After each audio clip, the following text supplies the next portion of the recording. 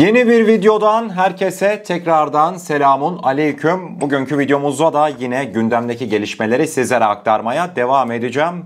Kıymetli dostlar, bilineceği üzere yaklaşık 2-3 gündür Adana'daydım. Teknofest'teydim. Ayağımın tozuyla yeni geldim ve stüdyoda anında soluğu aldım. Bugün yine Allah izin verirse her zaman gibi hep birlikte gelişmelere göz atacağız. İlk konu başlığımızda da kıymetli dostlar, şimdi dedim ya ben Adana'daydım, Teknofest'teydim diye.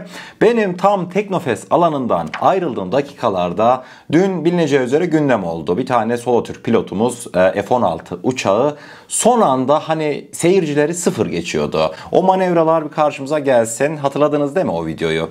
İşte kıymetli dostlar, daha sonrasında farklı tartışmalar yaşandı. Solo Türk pilotu F-16'nın kontrolünü mü kaybetti? Yani yazılımsal olarak bir sıkıntı mı oldu uçağın kontrolünde? Veyahut da bu yaşananlar gösterinin bir parçası mıydı? Bu sorular bolca soruldu. Daha sonrasında uzmanlar konuya ilişkin açıklamalar da yaptılar. Hatta uçağın hangara çekildiği ve teknik incelemeye alındığı da yine konunun uzmanları tarafından belirtilmişti. Tabii yaşanan olay sonrasında dikkatimi çeken bazı şeyler de oldu. Videoyu izlerken fark ettiniz mi kıymetli dostlar? Bizim halkımızın üzerine, Adanalıların üzerine F-16 tonlarca ağırlıktaki uçak geliyor.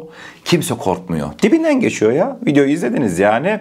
Hiç kimse, hiçbir vatandaşımız yani solo Türk pilotuna o kadar güveniyor ki ya diyor, yok diyor, isterse bizim diyor tepemizi saçımızın dibinden geçer ama bize hiçbir şey olmaz. Bu güven gerçekten de bambaşkaydı. Yani pilotumuzun zaten yapmış olduğu ani refleks, hiçbir şey demiyorum. Düşünsenize, ilk başta uçağın burnu tersti. Ters gidiyordu. Daha sonrasında büyük ihtimal yanlış bir yazılımsal komut verildi. Uçak yukarı çıkması gereken aşağı iner gibi oldu. Pilotumuz ne yaptı kıymetli dostlar? Baktı ki ters, uçağı toparlayamayacak, hemen burnunu çeviriverdi. Yani o kadar yüksek G basıncına, G kuvvetine maruz kaldı ki komutanımızı ben buradan yani yürekten tebrik etmek istiyorum. Pilotumuzun deneyimi kısacası çok büyük bir faciayı engellemişti. Olur bunlar. Daha sonrasında tabii önlemler de alınacaktır. Fakat devamında bugün sabah saatlerinde tabii uluslararası basına bakarken Ruslara bir baktım. Bizim F-16 muhabbetini Ruslar sanki böyle dalga geçermiş gibi kendi sayfalarında paylaşmışlardı. Rus basınından Avia Pro mesela şu görmüş olduğunuz başlığı attı.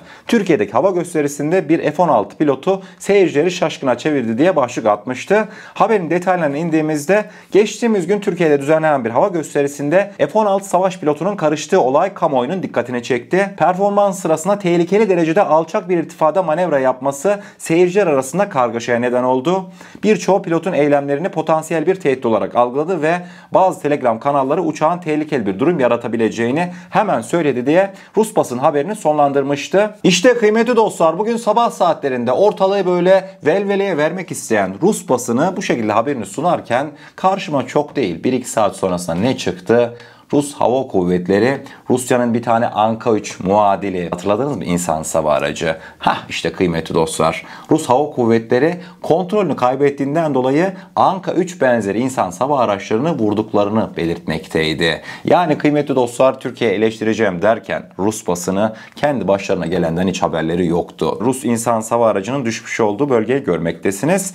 Düştüğü yer tamamıyla bir yerleşim yeri. Yani burada evler yanmış, kül olmuş, görmüş olacağınız üzere. Durum iki türlü de vahim. Şimdi ilk olarak bu mevzu, bir tane Rus Su-25'i başka bir Rus Su-25'ine işte dost düşman sistemindeki sıkıntılardan dolayı yanlışlıkla vurdu şeklinde sunuldu bu haber ilk başta. Daha sonrasında farklı görüntüler gelmeye devam edince bu vurulan şeyin Ruslara ait insansız hava aracı olduğu anlaşılmıştı. Yanlışlıkla vurdu, bilerek vurdu muhabbetleri tartışılırken son olarak işte Ruslardan gelen genel iddialar kontrolü kaybedilmiş, bundan dolayı vurmuşlar.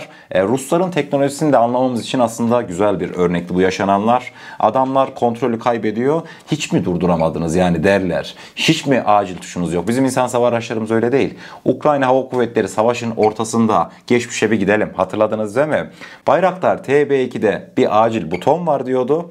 Biz ona basmıştık zamanında. 2-3-5 saat geçti. Bayraktar'dan tam iletişim koptu derken Bayraktar TB2 bir baktı kendi başına otonom bir şekilde beynine kazınan insan hava araçları üstüne bir baktık Bayraktar TB2 sessiz sedasız indi. Yani düşünün, Bayraktar TB2 ile tüm iletişimleri kesilmiş. Savaş esnasında yaşanıyor bir de bu olay. Bayraktar TB2 kendi başına sessiz sedasız üste dönmüş. Bu olay gerçek. Merak edenler araştırabilir. Zaten çoğu kez de videosunu, haberini yaptım. Ruslar ise gözlerinin önündeki insansız hava aracını kontrol etmeyi bırakın. En sonunda adamlar hava füzesiyle insansız hava araçlarını durdurabiliyorlar. Bizim alışkın olduğumuz şeyler basit şeyler değil.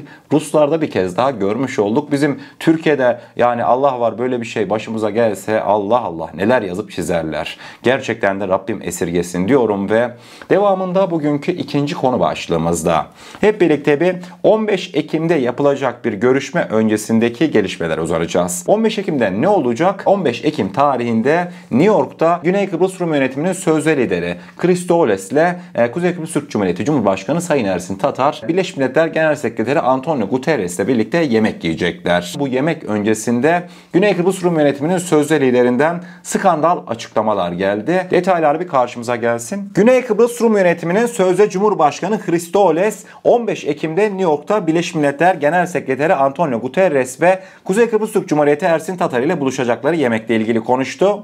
İhtiyatlı, iyimserim, görüşmelerin başlatılması beklentisiyle New York'a gideceğim dedi.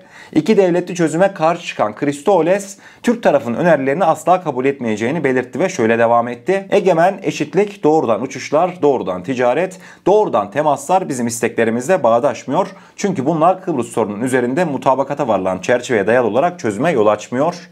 Bunlar bölünmeye yol açan, iki devlet çözüme yol açan, çözüm çabasını caydırıcı yaklaşımlardır. Bizim açımızdan böyle bir şey düşünülemez. İki devlet çözümün siyaset sözlüğünde kesinlikle yeri yoktur. Bu konuda kesinlikle kararlıyım diye Christoles açıklamalarını sonlandırmıştı. Sayın Ersin Tatar da ayıp olmasın diye o da biliyor yani. O adam da zaten emin olun hiç onlarla oturup görüşmek istemiyor. Ama işte sırf o Birleşmiş Milletler nezdinde Türk tarafı adada barış istemiyor algısı oluşmasın diye Ersin Tatar her toplantıya, her davet edilen toplantıya katılmaya çalışıyor. Yoksa bir sonuca bağlanacağı falan yok yani Kıbrıs muhabbetinin. Antonio Guterres yani Kıbrıs'a geçtim, şu an Gazze'de yaşananlara hiç çıt çıkartamazken yani adam etkisiz eleman sıfır gibi bir şey oldu. Hatta Antonio Guterres'in İsrail'e girişi de geçtiğimiz günlerde yasaklandı. Adam zaten hani bir Kıbrıs muhabbetini çözme potansiyeli olan bir genel sekreter falan değil ama görmüş olacağınız üzere biz bu kafalarla oturacağız. 15 Ekim'de yemek yiyeceğiz. Yemek sadece ne olur biliyor musunuz? Sıradan bir şekilde karınları doyar her tarafın. Oradan kalkarlar, bir sonuç çıkar mı diyecek olursanız bu kafayla bunlardan hiçbir şey çıkmaz. Geçmişe de gittim. Ersin Tatar net Allah'a şükür yani Türkiye Cumhuriyeti ile çok yakın bir politika izliyor zaten Ersin Tatar ama yani Mustafa Akıncı dönemine bir gidelim. Ben onun yayıncılığa başladığım ilk senelerde falan ben denk geldim Mustafa Akıncı dönemlerine. Daha sonrasında Kuzey Kıbrıs Türk Cumhuriyeti'ne seçim oldu. Ersin Tatar gelmişti başa. Mustafa Akıncı kıymetli dostlar vallahi yani bunlarla eğer şu anda falan Cumhurbaşkanı olsaydı o adam otururdu 15 Ekim'de ciddi tamam konuşalım, federasyonu da görüşelim, iki devlet olmasın falan filan, o ayaklarda olan birisiydi. Ben Ersin Tatar var ya şu an Kuzey Kıbrıs Türk Cumhuriyeti'nde. Benim gönlüm rahat. Gider Allah'ın izniyle zaten Türkiye'nin ve Kuzey Kıbrıs halkının menfaatlerini en iyi şekilde savunur. Zaten emrinde Türk evi var. Gitsin oraya tüm diplomatik çalışmalarını yapsın. Emrine amade yani. Şu an Kuzey Kıbrıs Türk Cumhuriyeti'nin Amerika'da bulunan Türk evi. Gelişmeleri sizler için takipte olacağım diyorum ve devamında bugünkü üçüncü konu başlığımıza geldiğimizde sosyal medya haberlerimize gelmiş oluyoruz. İsterseniz detaylar bir karşımıza gelsin. Oruç Reis araştırma gemimiz Somali görevine hazır. 19 günlük yolculuğa çıkacak olan Oruç Reis 3 ruhsat sahasında sismik veri toplayacak. Araştırmanın yaklaşık 7 ay sürmesi bekleniyor. Petrol ve doğalgaz aramalar için toplanacak veriler analiz edilmek üzere Ankara'ya gönderilecek. Allah izin verirse 2030'lu yıllarda Milli Muharip Uçak K'nın Türk Hava Kuvvetleri haricindeki muhtemel kullanıcıları bu şekilde sosyal medyada paylaşılmıştı. Görmüş olacağınız üzere Pakistan Hava Kuvvetleri, Azerbaycan Hava Kuvvetleri, Katar, Suudi Arabistan, Mısır, Somali hepsi böyle sıralanmıştı. Hepsini tek tek okumayacağım ama Allah izin verir de 2030'lu yıllarda Kaan'ımız olursa bu ülkeler Milli Muharip Uçak Kaan'a daha şimdiden talip. Bunu da bilmenizi isterim. Suriye'de de hareketli günler yaşanıyor. Mesela son olarak Suriye destekli Suriye Milli Ordusu Komutanı Ahmet Salih dün dedi ki Tel Rifat tekrar özgür olacak. Bölge terör örgütü PKK'dan kurtulacak. Bugün hazırlık, yarın ise Allah'ın izniyle zaferler yazılacak diye önemli bir açıklama yapmıştı. Kısacası beklenen Suriye harekatı da eli kulağında. Selçuk Bayraktar'ın özellikle de hava savunma kabiliyetine yönelik önemli açıklamaları oldu. Dedik Selçuk Bayraktar, hava savunma sistemleri konusunda dünyadaki muadillerinden de modern sistemleri geliştirdiğimizi ama şimdilik uygulamaya koyamadığımızı görüyoruz. TÜBİTAK, Aselsan, Roketsan hava savunma sistemleri geliştiriyor. Çok daha fazlası lazım. Hava savunma kabiliyetinden daha da önemlisi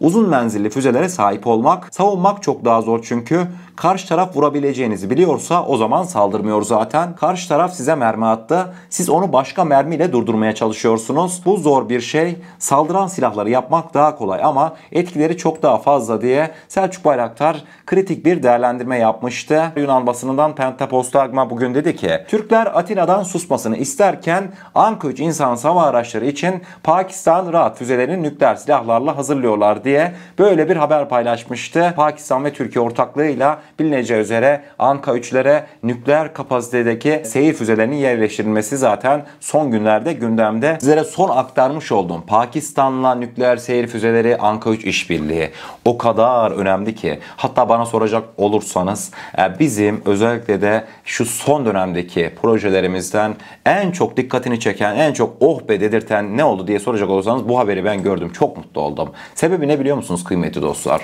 Biz istediğimiz kadar insansız hava araçları yapalım, istediğimiz kadar seyir füzeleri yapalım, balistik füzeler yapalım. Kıymetli dostlar, tank, top, tüfek hepsinin en iyisini yapalım. Mevzu günün sonunda nerede bitiyor biliyor musunuz? Nerede bitiyor? Tahminleriniz doğru, nükleer.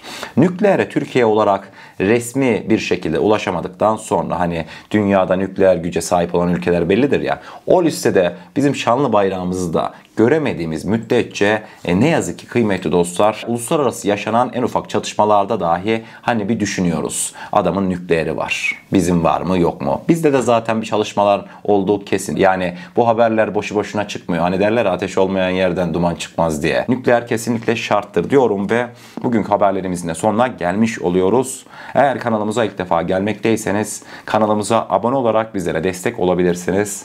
Videomuza gerçekten beğenmişseniz aşağıda bulunan beğen butonuna basarsanız bizleri oldukça mutlu edersiniz. O zaman ne diyelim? Kendinize çok iyi bakın. Allah'a emanet olun. Her şey istediğiniz gibi olsun. Sağlıcakla.